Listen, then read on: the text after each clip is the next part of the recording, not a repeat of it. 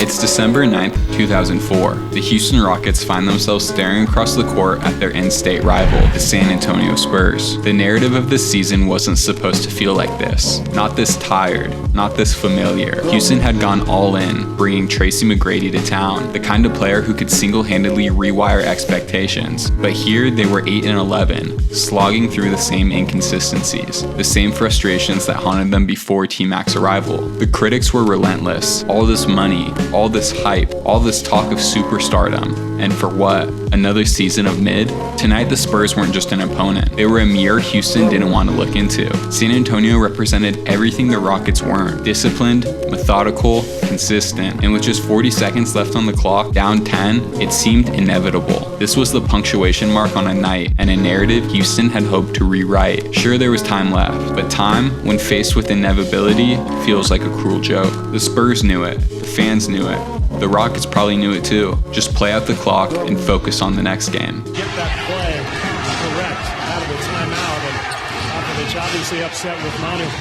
Here's McGrady for three.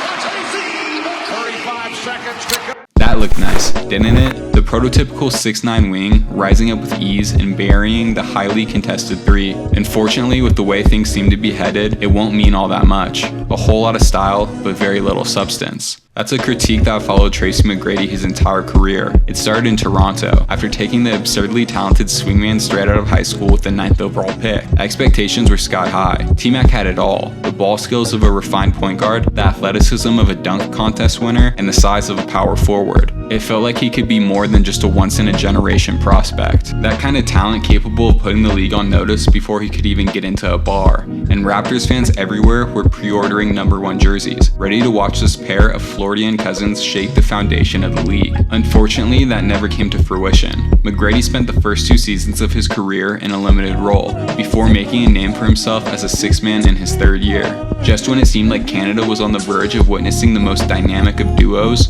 T-Mac was shipped back to the Sunshine State, destined to live out his days in a city that was more concerned with theme parks than professional basketball. But hey, it looked nice, right? The line, and the Spurs now lead by 7.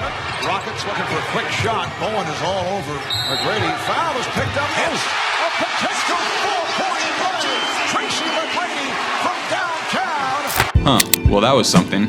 Regardless of what happens next, there aren't many players capable of a play like that. But that kind of extraordinary ability was a hallmark of McGrady's career. As soon as he landed in Orlando, the kid with sleepy eyes turned the city upside down. Turns out the only thing holding him back in Toronto was a lack of playing time. All those skills that scouts salivated over and fans hypothesized about were here, and they were realer than anyone could have anticipated. Hezzy pull-up threes before anyone was doing it. Back to the basket fadeaways that elicited memories of basketball royalty. The birthright to dunk on you wherever he damn well pleased, and the handle of an all-NBA point guard tying it all together. He was a lethal scorer, a high-level playmaker, and the kind of player who sells tickets night in and night out. In his first year back home, he earned the Most Improved Player award, while averaging 26 points a game. He was an all-star, all-NBA second team, and among the most tantalizing perimeter talents in the game. Finally witnessing this well of potential carry a team on his back. The future seemed glaringly bright, and the next year only encouraged the residents of Orlando to dream bigger. His scoring took a moderate step back,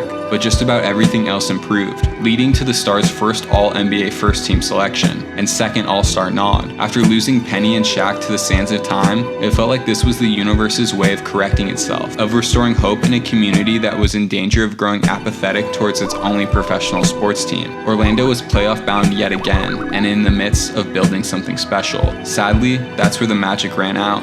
The clock struck 12, and after only 1 round, T-Mac and his teammates were back on the beaches of Destin, wondering what went wrong. 2 to go in the 4th. And Barrett can't find anybody. They have no timeouts remaining. Finally gets it in to McGrady. McGrady over Bowen for 3. Yes! Yes! Tracy McGrady! Admittedly, this is getting ridiculous. It may be time to just double off the ball. Do whatever you can to make anyone other than Vince Carter's cousin beat you. That had been the blueprint for his entire career, and thus far it worked. After his second consecutive first-round exit, T-Mac must have spent the entire summer living in the gym. It's rare for players who have already cemented themselves as top 5 talents in the league to find another level, but in 2003, the hometown hero did just that, increasing his averages in points, assists, and steals, while maintaining the same level of efficiency. It was beyond the most improved player, or even NBA all-first team level. McGrady was putting up 32 points and 5 assists a game. It was a constant perimeter barrage coupled with relentless, demonstrative rim pressure. There wasn't a spot on the floor he wasn't comfortable on, and not a thing you could do to shake his rhythm. The rest of Orlando's roster was still a work in progress, but at the center of it, they had one of the few players that you could get away with backing as the best basketball player in the world. That's no exaggeration. In 2003, he was really like that. So this had to be it. This had to be the year that Tracy McGrady and the Orlando Magic broke through. The postseason, they pushed past the first round and graduated from a good story to a legitimate contender. But the defensive monster in Motor City was starting to rev its engine. A well-balanced attack from Detroit's backcourt put the Magic away. The next season, the wheels fell clean off. T-Mac's excellence continued, but this time it wasn't even enough to make Orlando look competitive. They were at an impasse. Here they had a generational talent, a top-of-the-line sports car capable of matching any F1 engine you could find, but they didn't have a crew to get it out of the garage. The summer after winning only 21 games, they made a hard decision and traded their superstar to Houston for Steve Francis and Cuttino Mobley. His individual brilliance was just that.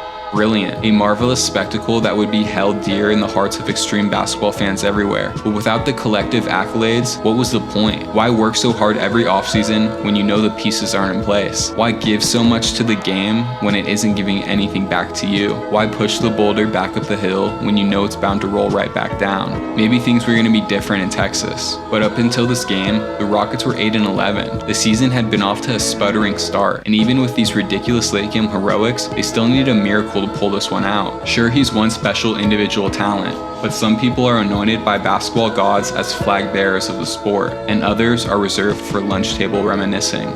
Maybe it's better to know who you are and embrace it, rather than fight an unwinnable battle. Fans will always talk about what McGrady could have done with the opportunity he was never granted, but at the end of the day, it's not about that. Fair or otherwise, you aren't defined by what you could have done with the hypothetical breaks, but what you did with the opportunity that rolled your way. But as many as 11, Yao Ming on the inbounds, trying to make things difficult for Brent Barry, gets it in. Dylan Brown lost it. Here comes McGrady, no timeouts remaining. McGrady for the win. Oh! 1.7 to go. San Antonio with no timeout. Here's Faulkner on the Rockets to steal a game. Trophy or no trophy, confetti or no confetti, banner or no banner.